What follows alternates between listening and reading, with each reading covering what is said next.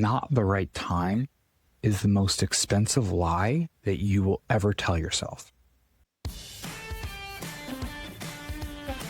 Attention chiropractors, slayers of subluxation, unleashers of the imprisoned impulse, and protectors of the developing brain. Welcome to the Cranial Doc Podcast, where we master the work that actually changes lives. Craniopathy, nervous system-based care, and the business systems that let you scale without selling your soul. I'm Dr. Anthony Pellegrino, pediatric chiropractor, certified craniopath, and proud automation geek. Let's dive in. Hey there, subluxation slayers. This episode's going to be a little bit different. Audio is going to sound a little bit different. I'm going to sound a little bit different because I sound like I'm whispering. You might hear some birds chirping in the background or someone walking on gravel. And the reason why is because this is being recorded in the morning from a farm in Tuscany, Italy, which will be my home for the next couple nights with my family as we make our way through the Italian countryside. And this episode is not about Italy, and it's not about that. And it's not even about my practice being able to run without me, even though I'll mention that, and even though it is. This episode is actually about a trip that I almost didn't take a few years ago, and why that trip ended up being one of the most important decisions that I've ever made. So here's what I know about every single person listening to this episode. You have a trip, or you have something, or you have an experience, or you have something that you want to do with your family because it's just not the right time. The money isn't there, the work is too busy, you've got enough going on, you've got a million different excuses to why you shouldn't do this thing right now. And every single time that you push it, you tell yourself, next year, when things calm down, when this happens, when we do this number, we'll do this thing. I'll be a present father. We'll be able to do date nights. We'll push and push and push and push. And I want to challenge that today because not the right time is the most expensive lie that you will ever tell yourself. And I want to give you the really specific tools to stop telling it. So a few years ago, my wife and I had always spoken about taking our entirety of our extended family for a trip somewhere. We like doing all-inclusives of Mexico for that kind of trip. We've got like Italian countryside trips that we kind of do through Europe that are a little more active. And then we also sit our ass on a beach and do nothing trips. And we wanted to take them for that because let's just be real, doing travel with people who don't travel isn't my idea of a good time, right? We saved that for our core family. So we wanted to take everybody on this Mexico trip. And of course, it's something that we'd always talked about. One day. And my wife came to me and she said, now is the time. We are going to do this now. And my immediate gut reaction was, it is just not the right time to do this. This is going to be really expensive. We have some other things to do. The money just isn't there yet right now. And I had a whole list of reasons why not before she had finished the sentence, right? The practice was in a different place. We had other travel. It was more money than we had set aside. And I was finding the problems and just building the case for not yes. And she looked at me and was basically like, listen, it's never going to be the right time. We're going to do this. And of course, I said, all right, we'll figure it out, right? And she was right. And the second she said it, I knew that it was going to be something that was amazing. Because we all know there's always going to be a reason, right? There's always going to be another quarter to hit. There's always going to be a project that needs you. There's always going to be another thing that feels more urgent than being with your family right now, doing the thing. So we went all in. We paid for the whole trip for everybody. My family, her family, everybody. Flights, accommodations, everything. Every single excuse that everybody had for not wanting to go on this trip, we basically eliminated for them so that they had to come. We basically said, this is happening. Nobody needs to worry about a thing. Just show up. And the trip was absolutely incredible. The kids loved it. We got to connect with our family in a way that just doesn't happen over Thanksgiving dinner or holiday dinner. It was one of those trips where we looked around and we were just like, yeah, this is why we all do this. Like, we got to spend time with them. It was just really awesome. And then 3 months later, or less than 3 months later after the trip, my wife's father passed away. And I'm not saying that to be heavy. I'm sharing it because I know with absolute certainty that we are not living in the regret of, wow, we should have done that while we had the chance. We didn't wait. We didn't push it. We just went. And if I had listened to that voice in my head that said, it's not the right time, I would be sitting here carrying that right now, because there's no amount of money or practice success that fixes that. There's no amount of money or practice success that will go back in time and help to cultivate an amazing relationship between my kids and their grandfather while he was on this earth. And I'm so glad that we did it. We all work really hard, and we work hard so that we can live and live well, and not so we can keep accumulating reasons to live later.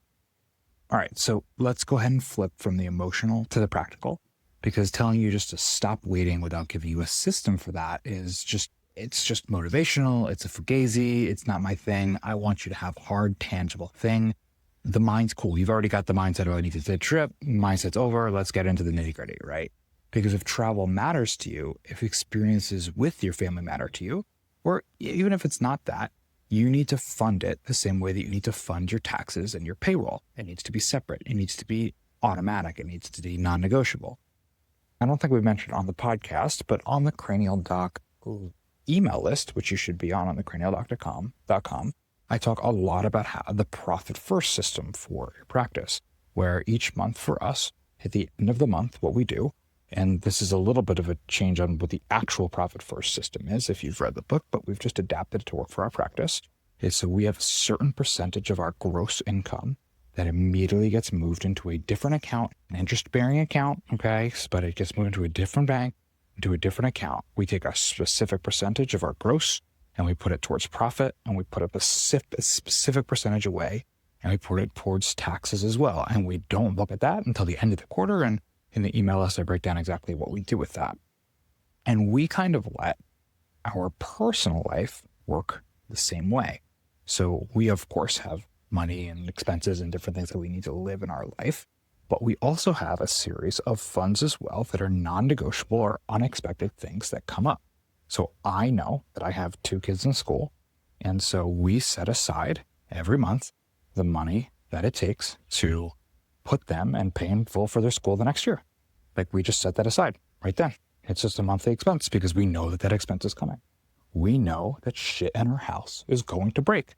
And so we have a percentage of our money that we put into the shit in house breaks fund. Like, we have that. I have life insurance that I pay annually. We set aside that money every single month. We also set aside money for our vacation that is non-negotiable. It is money that is in that account. It is money that will be there and is only there to get spent on vacation. If something in the house breaks, it does not get touched. If somebody has a medical emergency, that fund does not get touched. We have other things for that. It is our vacation fund. It is our non-negotiable. And we will end the year with $0 in that account. It doesn't just sit there to accumulate. Like, that's our this year vacation fund. So there's something that setting aside this money does for you besides just the ease of actually taking the trip. It's like when you're on the trip, it just hits a different part of your brain. I'm going to use a little bit of analogy here. And if you're like me, if you eat like me, I might understand it. Do you ever like eat a ton at a meal and you're like, wow, I'm full. I couldn't take another bite. And then somebody offers you dessert and you're like, oh, that's fine. That comes from the dessert stomach. That's a separate stomach. That's how I am. I'll be totally full. Somebody be like, ice cream? Oh yeah, the ice cream doesn't go in the main stomach. It's got a separate compartment. And when it comes to going on the trip, the fact that the money is in a separate account, it's like a different Anthony's on this trip, right? It's like the money that I spent today, it has no impact on my day-to-day life. We have money set aside for this vacation. It's already there. We can do anything that we want because the decisions that I make today impact when I get back. Not at all. Like, it's truly like we're living in a separate financial situation because we have that money put aside separately. It was funny because we were talking about how we've been going out to eat a lot. And we were like, yeah, I think we might be running over on our monthly expenses for what we have set aside for this. my wife looked at me and she was like, well, we're going away for 2 weeks. That's coming out of the vacation fund. So we really only have to pay for half the month of our personal expenses. And I was like, that's a really funny way of looking at it. So it's just something different in your brain when you're doing it from a separate account. It just makes it like so much better. Like you as the parent is just, there's no stress. You're not like saying yes to the expensive thing and then secretly being like, how the fuck are we going to pay for this? Right. It's just totally from a different account, which is awesome. It's anything that is important to you. And I just like, that's the vacation way of doing it. But this concept applies to anything that's important to you. Travel, buying new cars, experiences, charitable giving, whatever it is. If you say something is important for you and you're not setting money aside for it, you are voting against it. Every single month, every single quarter. The quote that I love here is every dollar that you spend in your life is a vote for or against the life that you want to live. So if you've never done this, if you've never set aside, if you just have a checking account and a savings account and you're done, and then your investment accounts or whatever, like just go back and look at it. Open up a sub account in the savings account that you have and just start transferring money into it every single month or quarter. Like right now, like get off this, go open up Amex or Santander or Marcus. I think Marcus Savings Bank is the easiest thing to be able to use. That's what I use for this. Just open it up right now. Just pick a percentage or a flat dollar amount that gets put in there every single month and just don't touch it until you book it. Like it's just that easy. When the account has the money in it and the opportunity comes up, if you're like, man, it's been a while since we've had vacation, can we just take a weekend away? Just look at how much money's in the account and just say yes, dude. Just say yes. That's what the money is there for. So that's for funding your life. Let's talk about the kind of like practice pieces, right? The practical things. And honestly, the best, if you're traveling with kids, the best travel hack that I've ever done, ever figured out. Once you've decided to go, once you've funded it, this is something that's really cool to actually be able to make great. So we're going to talk about AI right here. So before we took this trip to Italy, my kids love learning. And for me, one of the things that I want to do, like one of the bucket things in my life is that I want whatever my kids are learning about in school, like I just want to go take a month there in the summer. If they're learning ancient Egypt, I'm like, cool, let's go to ancient Egypt for a month. That's one of my bucket list things. And so this is kind of a start for that because my kids studied Europe this year, but like whatever. And so we're getting ready to go. Especially my oldest son loves learning. And we like love learning together. And so what I did was I went on Claude and I turned on Opus 4.6 with the extended thinking. So it was the deepest model. And for all the different areas in Italy that we were going, I had it create a deep cut travel guide. Like all of the little things that the travel guides miss, everything that any kid should know. And I had it create for me, like it honestly made like a 40-page travel guide. I'm never in a million years going to be able to kind of do that. And my son isn't either. So what I did was I took that 40-page PDF and I uploaded it to NotebookLM. And if you haven't used NotebookLM before, it's awesome. So it's one of Google's AIs. And basically what it's there for is if you were to upload, and this is great for your practice too, to be able to use, I use this for a lot. You can upload a ton of different documents to this. And what it does is it essentially helps to integrate and synthesize information. So put yourself back into chiropractic school, and let's say you were writing like your research paper. If you were to take for your intro section and upload every article that has to do with that topic, it would synthesize that information for you so that you could actually see how all of the different pieces fit to be able to write your intro or discussion section. Like that's what it's there for.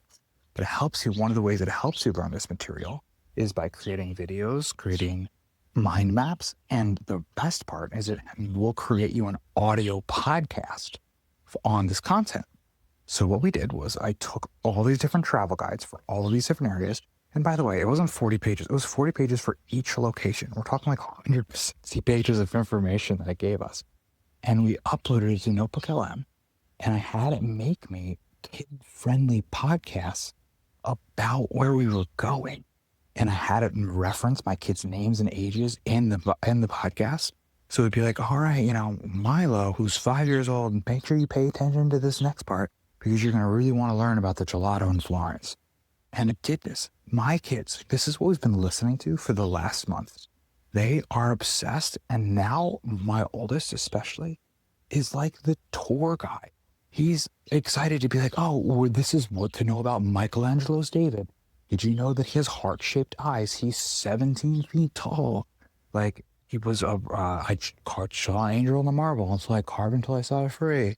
We were driving here, and there's these cypress trees, which are just really thin trees that are like 20 feet tall, or higher. Some of them can be tall as like a 10-story building, apparently. I didn't see any that high. But my son is like, it's the rocket trees. It's the cypress trees, Daddy.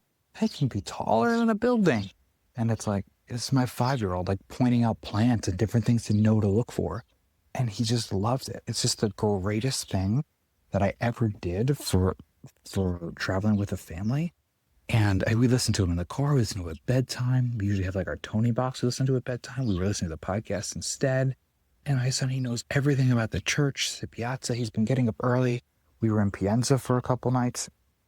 And he would get up early with me. He's like, Daddy, can we go see the church that's falling off the cliff? How cool is that stuff? And it's all just because it took me no effort to make this. Literally 10 minutes of effort. And we had 4 hours in travel podcasts specific to my kids, with my kids' names getting called out in the podcast episode. Nothing beats that. That's just the best thing you could ever do. So do this for whatever your kids are into. Whether it's travel, or you're going somewhere as a family, or if you just want to learn something with your kids, ask Claude or ChatGPT to make you a document, upload it to NotebookLM, and then have it make you a podcast for kids that references your kids' names. Like, they're going to be obsessed with it. So there's some other little travel hacks, of course, that we have. I try to maximize points on the business.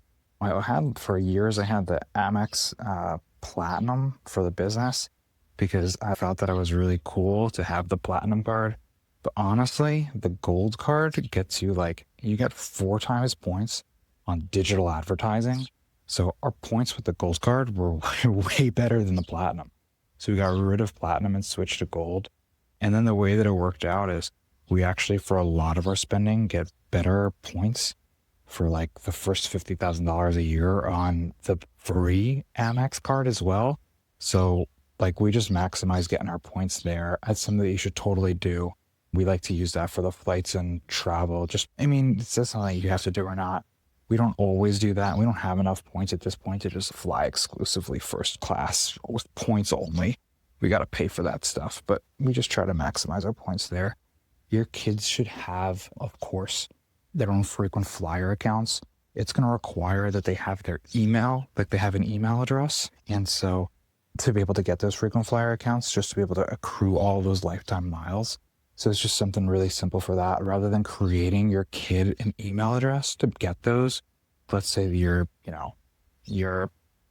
email address is doctor at chiropractor.com. You can do an appendage to the first part, and you can do doctor plus kid at gmail.com. It all gets routed to your doctor plus kid at chiropractor.com. It will all get routed to your original email address, but it looks like a different email to the company. So put the plus sign afterwards. It's meant so that you'd be able to test something. So you could do, test email accounts and different things like that. So you just basically have multiple emails that are all part of your one instead of creating new ones. So do plus your kid's name, and then we don't have to create a new email address, and it all just goes to yours, which is much more easy to manage. If you're traveling internationally, I think global entry is awesome. If you have kids, the kids need their own global entry account. You have to go through the approval process, which is really easy to do with kids. It doesn't have the same things. But like with TSA PreCheck, they get to fly under you if you go with them and you have TSA PreCheck. I believe that it may have changed, but I believe that they just kind of count. But if you're doing global entry, the kids need the global entry account. So make sure that you apply for them also. And then just super simple. My wife takes care of all this, but our kids have their own little backpacks, and we give them all their toys and snacks and everything like that for the plane in their backpack. And so they just love walking through the airport with their backpack. They feel super cool. So that's another nice little travel hack for you guys with the kids. Now, all of that is awesome. And the problem is that none of it works if your phone is blowing up the entire trip. So we have to talk about a very important prerequisite. What I will tell you is that this Italy trip for me is the easiest trip that I've ever taken from a practice standpoint. We're a weekend. I just took the last week off. I took paternity leave for like a month before that. I haven't really been in the practice that much. I have another week here and my phone hasn't been off, but I haven't really been on it other than to take pictures. The team hasn't called. Nothing broke. Nobody's needed me. I guess I shouldn't say this with a week left, right? And it's not luck, but it is the result of every other single trip that we had in the past where things did break. We have definitely taken trips before where stuff fell apart. Either the team was reaching out to me or they didn't, and I got back and everything freaking exploded, right? On my phone at dinner, I'm sneaking away, I'm taking care of something, I'm coming back to a mess. And all of those single trips that we did that showed me a gap that I couldn't see from inside the practice. Because when you're standing in it, you are kind of duct taping things together and saying that it's running smoothly. But when you go away, the cracks that are there show. A day or two, a long weekend, it doesn't do it. Your team can hold it for 48 hours. You need minimum a week or 2 weeks really is enough time to get the handcuffs off and get the decisions and the processes that depend on you to actually surface. There's one or two things that have come up where I've been doing and I've been driving the needle that I knew it was going to stop, and I prepped to be able to have some people take over some of those things. But some of the like marketing decisions, and I told you that I've been doing our ads a little bit more myself, those changes have basically stopped. And if something breaks with those ads, like I'm not touching it, that's a big gap for us right now. And I knew that. But whatever it is, there's something that you aren't aware of or you don't know is depending on you that you need to fix and to be able to scale. And the only way for you to figure out what that is and get your team on board to fix it, right? Because they want the stuff to be able to run without you. They want to do a good job. They want to have a business in practice. They want to see you grow.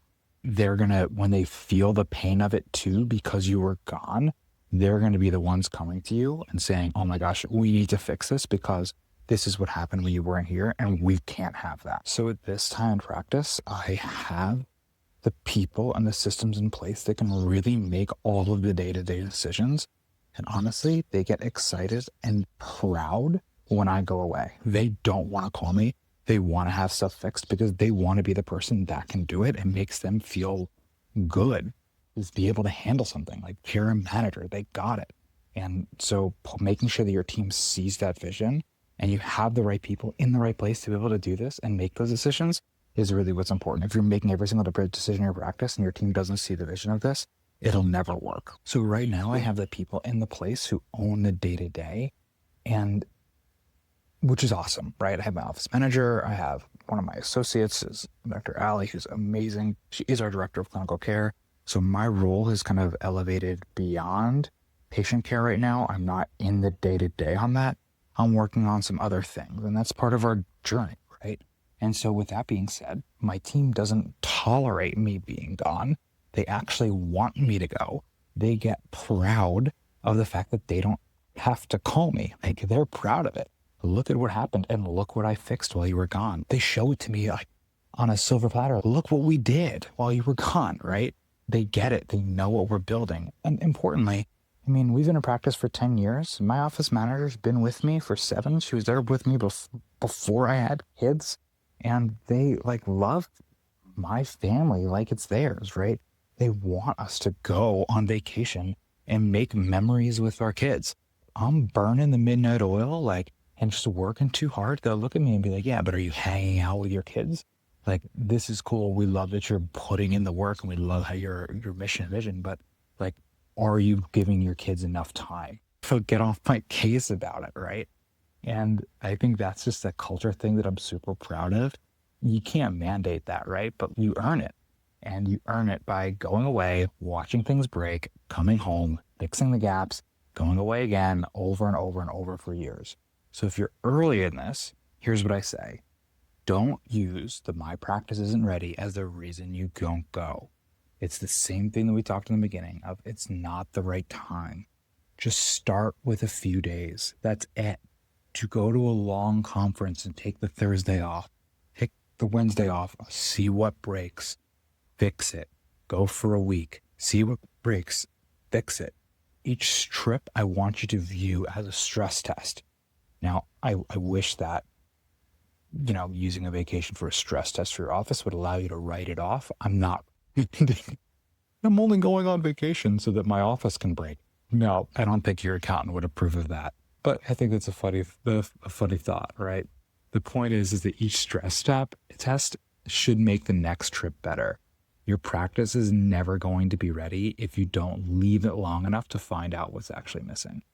So here's where I'll leave you. A few years ago, I almost said no to a trip. Too much was going on. It was not the right time. We didn't have enough money set aside, and I had every logical reason to push it. My wife looked at me and said, it's never going to be a good time. And we went, and I will never regret that decision. Your version of that trip is out there right now.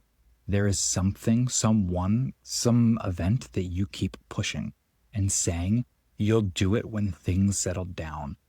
But things will never settle down. You decide that they've settled enough, and then you go and you do it. So fund it, prepare for it, build a practice that lets you leave, and then actually leave. Be present, be incredible at it. Treat your family time with the same intentionality that you bring to everything else. Because your kids don't care about your collections. They don't care about your visit count. They care that you were there, really there. And really there takes the same kind of planning, the same kind of systems, and the same kind of courage that being really successful and doing all the other things we talk about on this podcast does. You just have to decide that it's now. So enjoy the trip. Shoot me an email. Let me know where it is that you're going. Get more information like this at thecranialdoc.com. I want to hear how you implemented this system. I want to see pictures of your trip. I want to see pictures of you and your kids. I want to wake up one day and say, hey, I got to go on this incredible journey because I listened to your podcast and it inspired me to just do the thing now and create the system.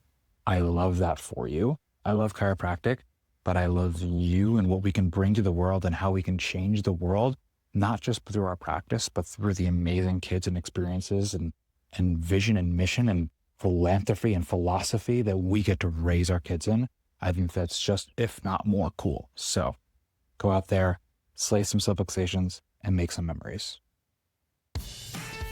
Thank you for listening to another episode of the Cranial Doc podcast. I hope you got a ton of value out of today's episode. And if you did, it would mean the world to me if you jumped over to iTunes or your favorite podcast player of choice and subscribed, rated, reviewed, and shared this episode with a friend that you know could benefit. We have a ton of this information and more in our free email series at thecranialdoc.com. So go ahead and jump on there, subscribe, and get me raw, unfiltered in your inbox every week, changing your practice. Can't wait to see you for the next episode.